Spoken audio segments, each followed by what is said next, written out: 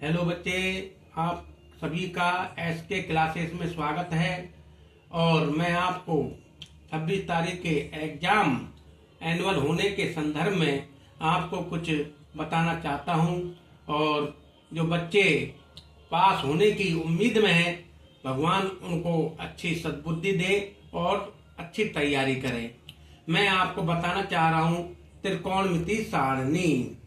त्रिकोणमिति सारणी। हालांकि प्यारे विद्यार्थियों, त्रिकोणमिति सारणी एग्जाम में नहीं पूछी जाती है, लेकिन इससे संबंधित आपको क्वेश्चन पूछे जाते हैं। अब जिस बच्चे को त्रिकोणमिति सारणी बनाना आ गया तो वो 3-4 नंबर प्राप्त कर सकता है बोर्ड एग्जाम में। तो 26 तारीख का एग्जाम है आपका, तो मैं इसको बड़े ही सरलता के साथ आपको समझाने का प्रयास करूंगा, है नहीं। ऐसी बात नहीं, घबराने वाली बात है नहीं, और ये इजीली बड़े आसान तरीके से आपको समझ में आ जाएगी। चलते हैं बेटा आगे। आपको कुछ नहीं करना, आपको 6 खड़ी लाइन करनी है। कितनी लाइन करनी है बेटा? 6।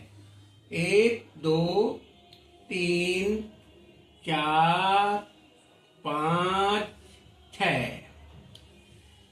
एक ऊपर से लाइन क्रॉस करनी है, आपको कर दिए बेटा। यहाँ आपको कोण लिखना है। क्या लिखना है? कोण। कोण बेटा स्टार्टिंग में आएगा 0 डिग्री, 30 डिग्री, 45 डिग्री, 60 डिग्री और 90 डिग्री। कितने डिग्री? 90 डिग्री। क्लियर बेटा? आपको इसी बढ़ते हुए क्रम में लिखना है। ऐसा नहीं है कि आप 45 पहले लिखो बाद में 30 लिखो, तो बिल्कुल सरासर गलत हो जाएगा।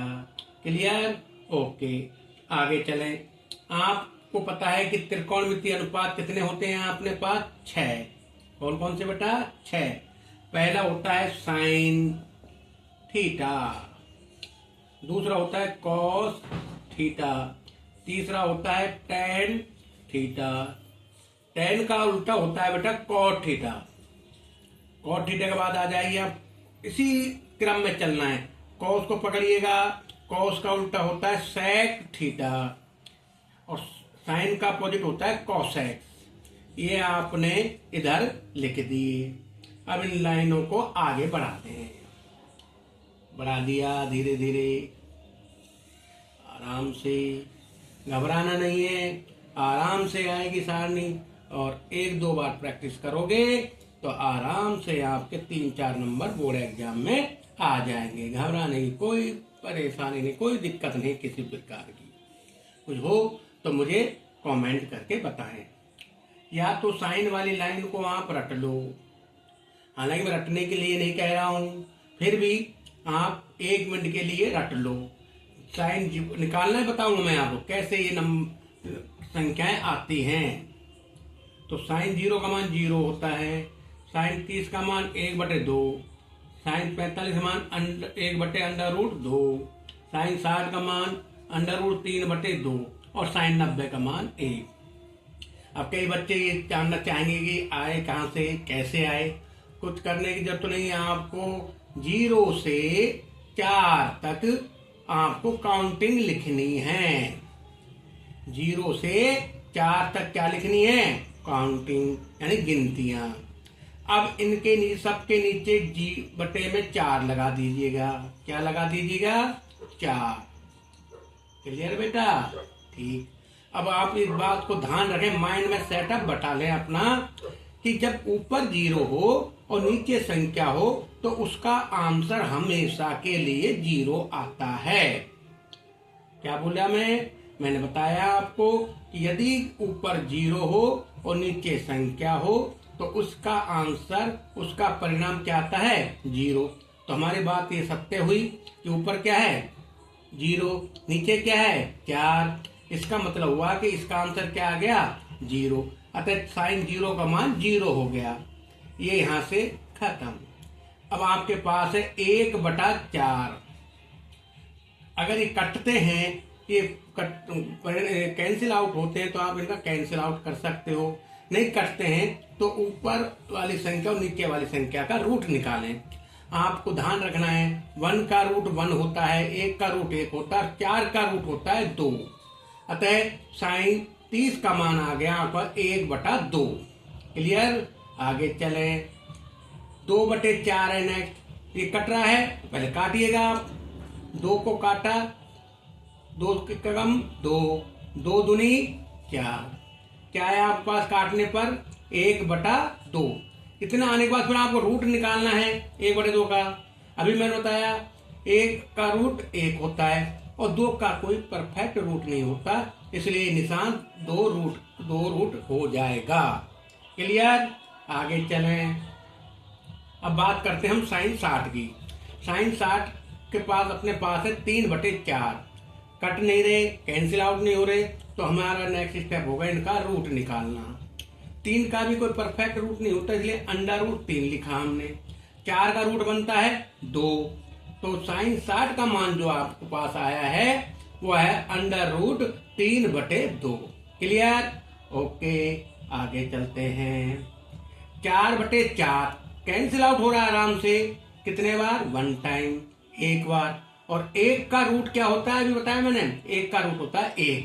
इस तरीके से हमारे पास ये 5 मान आ गए साइन के। बस ये लाइन महत्वपूर्ण है, इस पर विशेष ध्यान दें।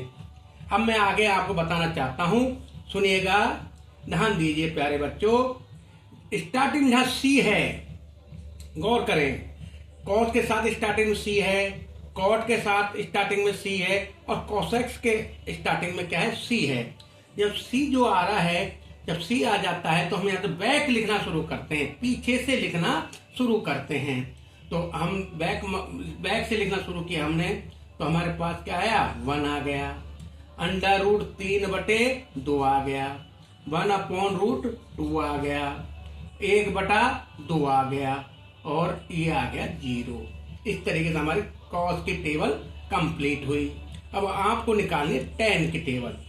tan निकालने के tan का मान निकालने के पर 2 तरीके हैं, लेकिन मैं यहीं से बता रहा हूँ आपको, यहीं से क्लियर हो जाएगा। ऊपर 0, नीचे संख्या। 1 मिनट अपॉन में मानिए इनको, इसके बटे में ये, इसके बटे में ये, इसके बटे में ये, इसके बटे में ये, इसके बटे में ये। ऊपर 0 नीचे संख्या, तो वैल्यू बताई थी मैंने, जब ऊपर 0 हो नीचे संख्या हो तो क्या आएगा? 0। Very good. अब यहीं से देखो आप, 2 से 2 कट रहा है, नीचे वाला कट रहा है ना भाई, 2 से 2 कट रहा है। अब 2 से 2 काट दिया तो पहले ऊपर वाला क्या बचा आपके पास? 1 लिखा। 2 से 2 कट गया, नीचे क्या बचा? √3 लिख दिया। क्लियर। आगे देखो, बटे में है तो देखो √2 से √2 कर दिया नीचे वाला, ऊपर क्या बचा? 1, नीचे में क्या बचा? 1 हम लिखते नहीं है, हमारी इच्छा करती है, हमें जरूरत पड़ती है तो हम 1 लगा लेते हैं बटे में, अन्यथा हमें जरूरत नहीं पड़ती तो हम नहीं लगाते। अतः tan 45 का मान आ गया आपके पास 1। आगे देखो, 2 से 2 कट गया नीचे वाला, ऊपर क्या बचा बेटा? √3 लिखा आपने। 1 नीचे बचा, 1 लिखो चाहे मत लिखो, बताया मैंने आपको। क्लियर। ओके। ऊपर देखो क्या है? 1, नीचे क्या है? 0। कहीं भी आपके पास फ्रैक्शन में बटे में ऊपर संख्या हो और नीचे 0 हो तो उसका परिणाम हमेशा अनंत आता है। इसको हिंदी में बोला जाता है अपरिभाषित। क्या बोला जाता है बेटा? अपरिभाषित, यानी कि अनंत, यानी कि इन्फिनिटिव। इसका कोई आंसर निश्चित नहीं है। क्लियर। आ जाइए आप। अब देखो फिर सी आ गया, मैंने बताया जब सी आ जाएगा आपको बैक में लिखना शुरू करना है बेटा, पीछे से। तो यहाँ आपने लिखा इन्फिनिटिव यानी अपरिभाषित, यहाँ लिखा √3। Very good. यहाँ 1 आ गया, यहाँ 1/√3 आ गया, और यहाँ आ गया 0। क्लियर। ओके। अब किसकी वैल्यू फाइंड करनी है आपको? सेक की। सेक का मान निकालने के लिए, सेक की टेबल बनाने के लिए आपको कॉस का मान देखना पड़ेगा। आपके पास कॉस का मान तो है ही, करना कुछ नहीं इसमें। 1 का 1 लिख दो, कॉस के मान को उठाकर यहां लिख दिया 1 का 1। अब इसको घुमा के लिखना है उल्टा, क्योंकि कॉस का उल्टा सेक होता है, तो हम इनको टर्न कर देंगे, उल्टा कर देंगे। 2 √√3। क्लियर। इसका उल्टा किया √2/1 बटे में 1 हम लगाते नहीं है। यहाँ 1/2 है, इसका उल्टा करना, गुड, 2, वेरी गुड। 1 नहीं लगाते, जरूरत पड़ती है लगा लेते हैं। अब 0 है, ये 0 को उल्टा देखो, पहले हमें पता है, हमें जरूरत पड़ती है हम 1 लगाते थे, लगा लिया 1, हमें जरूरत पड़ रही है। अब इसका उल्टा करना आप, तो 1 तो ऊपर गया, 0 नीचे आ गया। अब हमारी डेफिनेशन चेंज हो गई, ऊपर संख्या नीचे 0, इसका मतलब अपरिभाषित, इन्फिनेटिव लिखो। क्लियर बेटा? cos x की वैल्यू निकालनी है तो c आ गया, तो फिर पीछे से लिखना प्रारंभ करें आराम से। इन्फिनेटिव अनंत, 2√2/√3 1।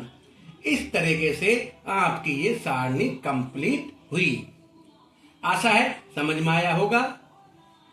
अब क्वेश्चन कैसे पुटअप करते हैं एग्जाम में, आपसे पूछ लिया एग्जाम में, तो बताइए tan 60 डिग्री की वैल्यू, ऑप्शन दे दिया आपको, tan 60 की का मान होगा, क्वेश्चन आ गया 1 नंबर का, ऑप्शन दे दिए ए, बे, से और दे।